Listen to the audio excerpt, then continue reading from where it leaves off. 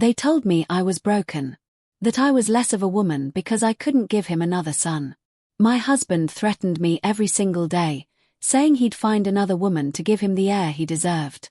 But what he didn't know is that his own lies would become the weapon I'd use to destroy him.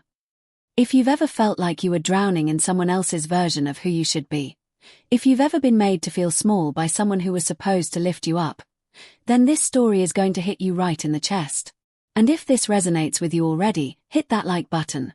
Because today, we're talking about the kind of revenge that doesn't just set you free, it makes your oppressor choke on their own poison. My name is Victoria Landerose, and for 12 years, I lived as a ghost in my own home. Picture this: you're 38 years old, standing in a kitchen that costs more than most people's houses, wearing clothes that scream success, but inside, you're dying. Slowly, quietly, like a plant that never gets sunlight. I had everything that looked perfect from the outside. A sprawling estate in the hills, a successful husband who owned 3 restaurants and a catering company, a beautiful daughter named Isabella who was the light of my world. But beneath that glossy surface was a marriage that felt more like a prison sentence. See, my husband Alejandro didn't just want a wife, he wanted a son-producing machine. And when I gave him Isabella, his first words weren't about her 10 tiny fingers or her perfect little nose. They were about trying again. About getting it right next time. We'll keep trying until we get a boy, he said, holding our hours-old daughter like she was some kind of consolation prize. That should have been my first red flag.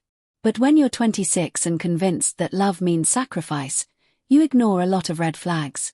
For the next 12 years, every family gathering became a public interrogation about my womb. Every holiday dinner included pointed comments about giving Isabella a little brother. Every anniversary gift came with the unspoken expectation that this would finally be the year I delivered the heir he deserved. And when month after month passed without a positive pregnancy test, the blame fell squarely on my shoulders. You know what it feels like to have your worth measured by your reproductive organs? To have someone look at you every single day and see nothing but failure. It's like being slowly erased, one disappointment at a time. Alejandro started with subtle digs. Comments about how his brother's wife had given him 3 sons. Jokes about how maybe I needed to eat more meat, exercise less, stress less, try harder. Then came the doctor visits. Oh, the endless doctor visits. Fertility specialists, hormone treatments, invasive procedures that left me feeling like a lab rat. And through it all, Alejandro played the role of the supportive husband in public while privately making it clear that if I couldn't perform my basic function as a wife, he might need to find someone who could. My family name dies with me if you can't give me a son, Victoria. Do you understand what that means? Do you understand the pressure I'm under? The pressure he was under. Not me, the one being poked and prodded and pumped full of hormones that made me feel insane. Not me, the one whose body was being treated like a broken appliance. Him. He was the victim in this story. If you're watching this and you've ever felt like your worth was tied to what you could produce for someone else, leave a comment below. You're not alone in this. By year 10, I had stopped looking at myself in mirrors. I moved through my days like a sleepwalker, going through the motions of being a wife and mother while feeling completely hollow inside. I made his meals, attended his business dinners, smiled for the cameras at charity events, and died a little more each day. Isabella became my lifeline. That girl was pure sunshine in a house that had grown so cold. She was smart, funny, fierce, everything I used to be before I got lost in someone else's expectations. Watching her grow into this incredible little person reminded me that I had created something beautiful and perfect, even if her father couldn't see it. But even my relationship with my daughter was tainted by Alejandro's obsession. He barely acknowledged her achievements, rarely showed up to her school events, treated her like she was less than because she wasn't the boy he wanted. And the worst part? I started to believe it was my fault. That I was defective. That I was the problem. That's what emotional abuse does to you. It doesn't leave bruises you can see, but it leaves scars that run so deep they change how you see yourself. It makes you complicit in your own destruction. But here's the thing about rock bottom. Sometimes it's exactly the solid foundation you need to build something better. It was a Tuesday morning in March. I remember because Isabella had just left for school, and the house felt especially quiet. Alejandro had been gone for 3 days on what he called a business trip to Sacramento, though he'd been taking a lot of these mysterious business trips lately. I was cleaning his study, something I normally left for our housekeeper, but I needed to stay busy, needed to keep my hands moving so my mind wouldn't spiral into its usual dark places. That's when I found it. I was emptying his waste paper basket, and there it was, crumpled up like yesterday's news, but clear as day. A medical report from a clinic I'd never heard of. My hands were shaking as I smoothed out the paper. The letterhead read Confidential STI Treatment Center, and below that, my husband's name in bold black letters. The report detailed treatment for chlamydia. Not a one-time thing, this was a follow-up visit, which meant he'd been dealing with this for a while. The date was from 2 weeks earlier, during one of his other business trips. I stood there in that mahogany-paneled study, surrounded by awards and photos from his restaurant empire, holding proof that the man who called me undesirable was not only cheating on me but bringing home diseases while he was at it. My legs gave out. I literally sat down on the floor and stared at that paper until the words started to blur. You know that moment when everything you thought you knew about your life just shatters? When the story you've been telling yourself suddenly doesn't make sense anymore. That's what happened to me in that moment. For 12 years, I had been the broken one. I was the one with the problem. I was the one who couldn't perform the basic function of womanhood. I was the failure, the disappointment, the reason our family wasn't complete. But this piece of paper told a different story entirely. The man who made me feel like garbage for not getting pregnant was out there sleeping with other women. The man who questioned my faithfulness, my commitment, my worth as a wife was the one breaking our marriage vows. And suddenly, all those late nights at the restaurant started making sense. All those business trips that seemed to happen more and more frequently. All those times he came home smelling like someone else's perfume and blamed it on hugging female customers. I felt like I was going to throw up. But underneath the nausea, underneath the humiliation and the rage, I felt something I hadn't felt in years. Clarity. For the first time in over a decade, I could see the situation for what it really was. I wasn't broken. I wasn't defective. I wasn't the problem. I was the victim of a man who had systematically destroyed my self-worth to hide his own sins. Before we continue with what happened next, I need you to do something for me. If this story is hitting you where you live, if you recognize yourself in Victoria's pain, please subscribe to this channel. Because what happens next is going to show you exactly how a woman can reclaim her power, and you need to see how this ends. I kept that paper for 3 days. 3 days of looking at my husband across the dinner table, watching him ask Isabella about her homework, watching him kiss my forehead before bed like he was the perfect family man. 3 days of rage building in my chest like a wildfire. On Friday night, after Isabella was asleep, I walked into his study where he was reviewing restaurant receipts, and I placed that medical report right on top of his papers. He looked down at it, and I watched his face go through every emotion you can imagine. Shock, anger, panic, and finally, calculation. He was already working on his story. Victoria, I can explain. Explain what? Explain how you've been cheating on me while making me feel like trash for not getting pregnant. Explain how you've been bringing diseases home to me while calling Emmy broken. That's when his mask finally slipped.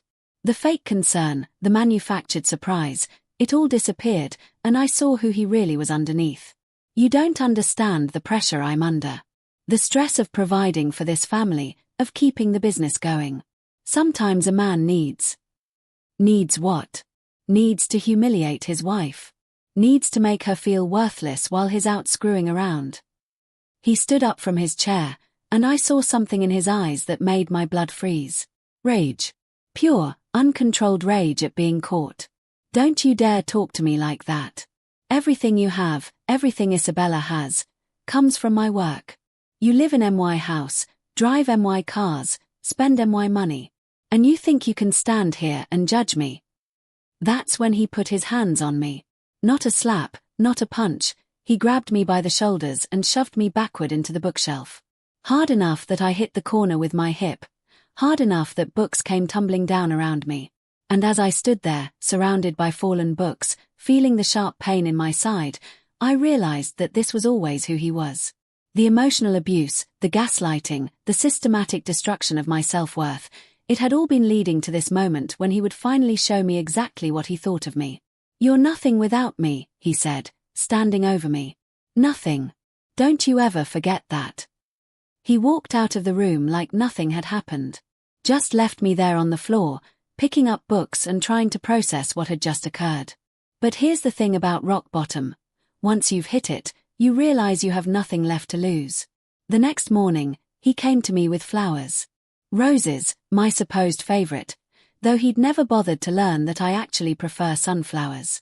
"Baby, I'm sorry about last night. The stress got to me. You know, I would never hurt you intentionally. We're a team, right? We just need to work through this together." And I looked at this man, this stranger I'd been married to for 12 years, and I smiled. "Of course we are. I understand you're under a lot of pressure. I forgive you." He kissed my forehead, told me he loved me, said we'd work through our problems together. And I smiled and nodded and played the part of the forgiving wife while inside, I was already planning his destruction. Because that's the thing about underestimating someone for so long. You forget that they might be a lot smarter and a lot stronger than you ever gave them credit for. What happened next, I'm not proud of. But I'm not ashamed of it either. Desperate times call for desperate measures, and I was done being the victim in my own life story. 2 weeks after our fight, Alejandro was being extra attentive, extra romantic. He was love-bombing me, trying to make sure I wouldn't leave him or, more importantly, wouldn't expose his affairs. One night, after what he thought was a particularly successful reconciliation, he fell asleep with that satisfied smile men get when they think they've got everything under control. I waited until his breathing was deep and steady. Then I did something that would have horrified the woman I used to be, but felt absolutely necessary to the woman I had become. I collected a sample. I know how that sounds. I know it's invasive and manipulative and probably a dozen other things. But this man had been violating my body, my mind, and my spirit for over a decade. He had made me question my own worth, my own reality, my own value as a human being. I was done playing fair with someone who had never played fair with me. The next day, I took that sample to a private lab across town. I told them I was trying to get pregnant and wanted to check my husband's fertility as part of our family planning. They didn't ask questions, they just took my money and told me the results would be ready in a week.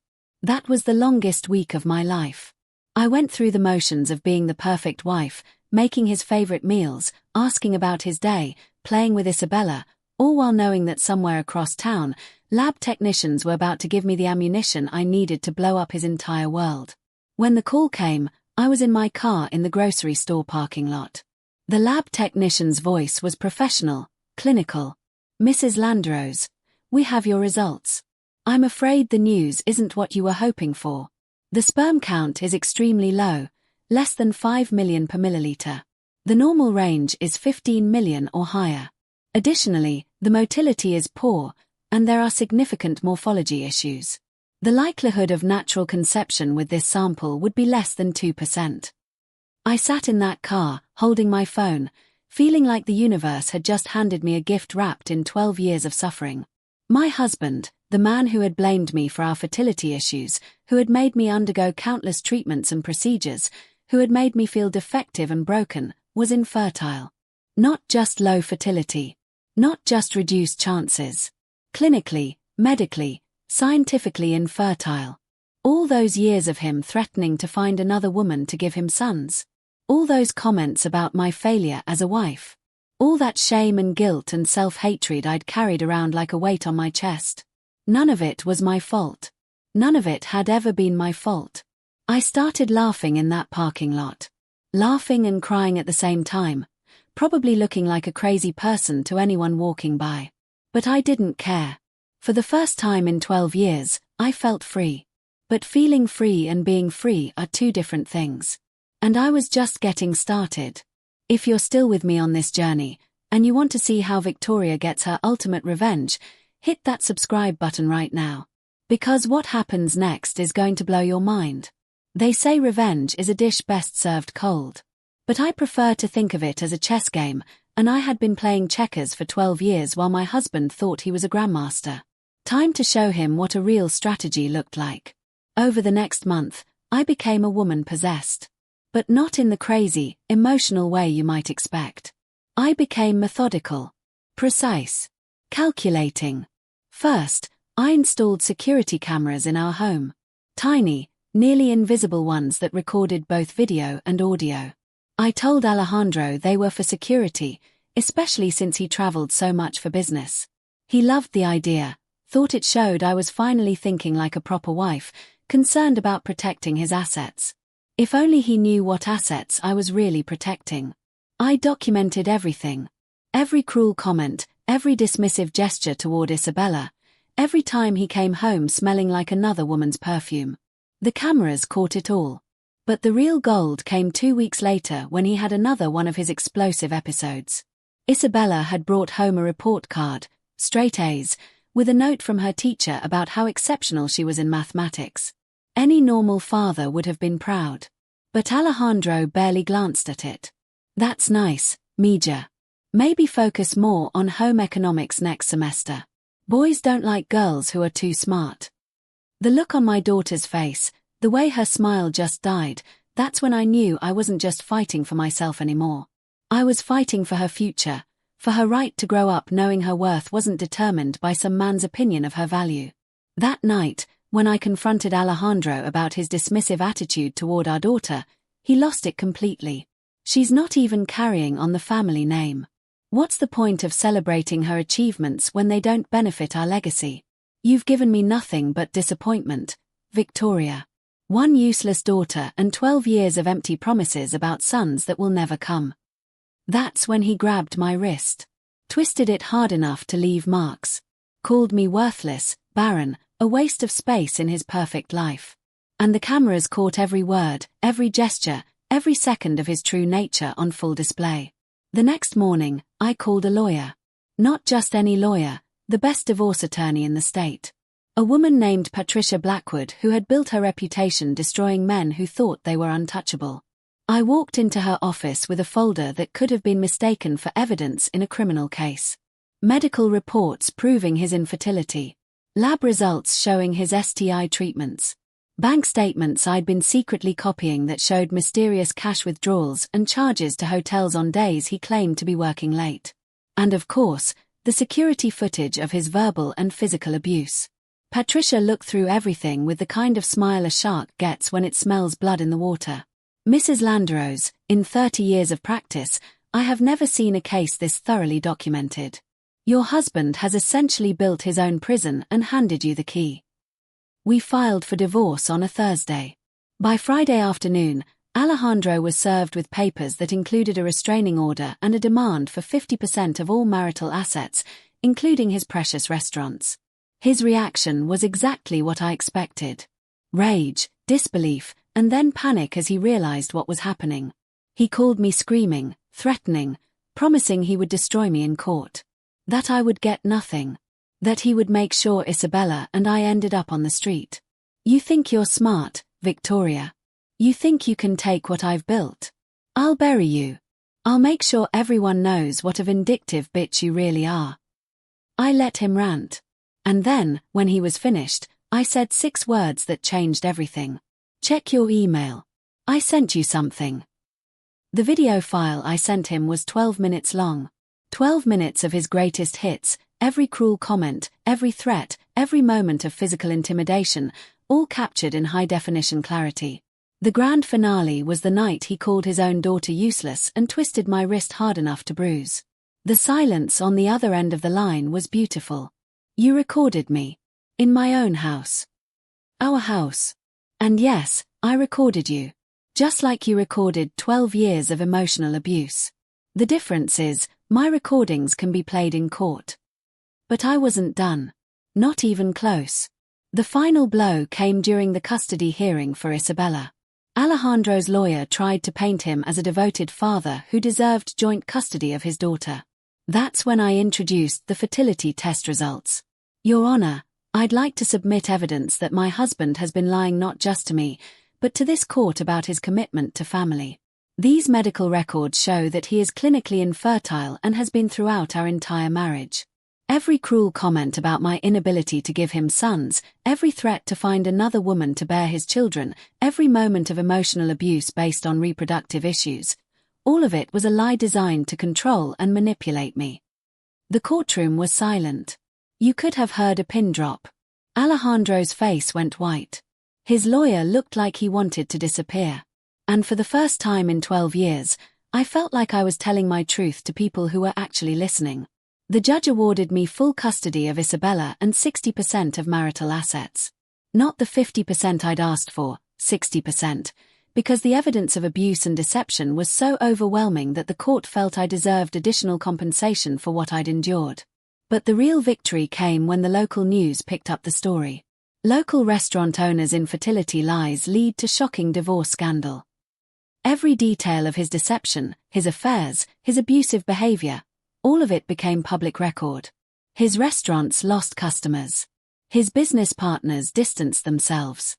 His family, who had spent 12 years making me feel like a failure, suddenly found themselves defending a man who had built his entire identity on lies.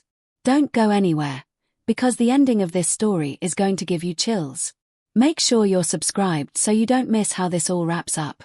6 months after the divorce was finalized, I was sitting in what used to be Alejandro's favorite restaurant, the flagship location of his empire, the one he always said would go to his son someday. Except now it was mine.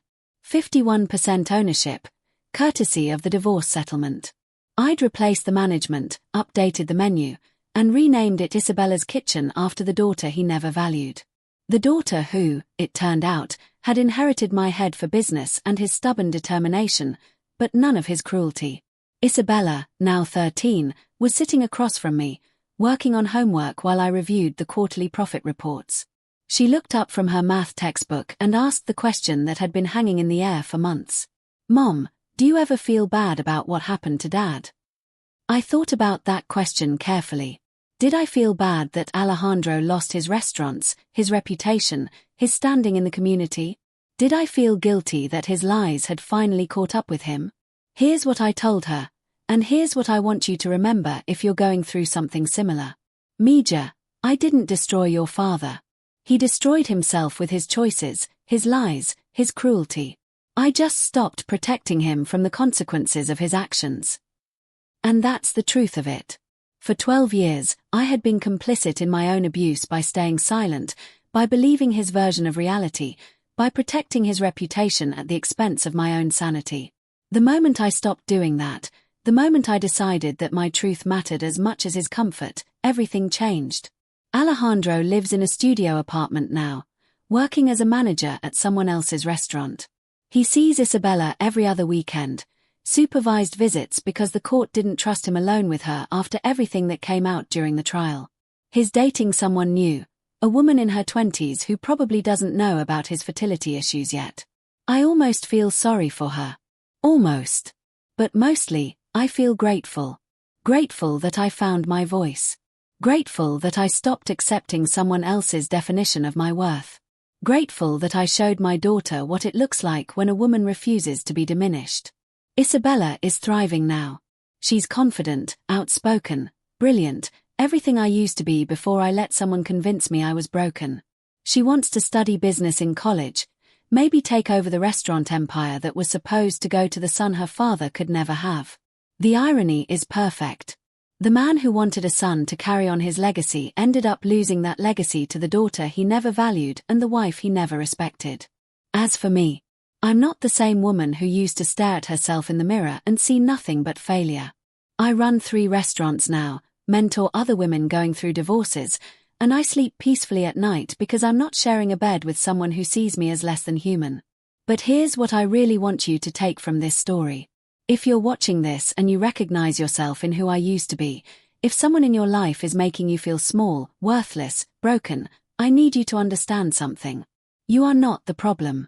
You never were the problem. The problem is someone else's inability to see your value, and that's a reflection of their character, not yours. You don't have to stay silent. You don't have to protect someone else's reputation at the expense of your own peace. You don't have to accept someone else's version of your story. Document everything. Trust your instincts. Find your voice. And when the time comes to use the truth as a weapon, don't hesitate. Because sometimes the most powerful form of revenge isn't getting back at someone who hurt you, it's refusing to let them hurt you anymore. My name is Victoria Landeros. I used to be a woman who believed she was broken because her husband told her she was. Now I'm a woman who owns the empire he thought only a son deserved. And if that's not justice, I don't know what is. If this story moved you, if it made you think about your own life or someone you care about, I need you to do something right now. First, hit that like button, because stories like this need to be shared. Someone out there needs to hear that they're not broken, they're not the problem, and they have more power than they realize. Second, subscribe to this channel. We tell stories about real people who found their strength in the darkest moments. People who refused to stay victims and chose to become survivors instead. Third, and this is the most important part, leave a comment below. Tell me what you think about Victoria's story.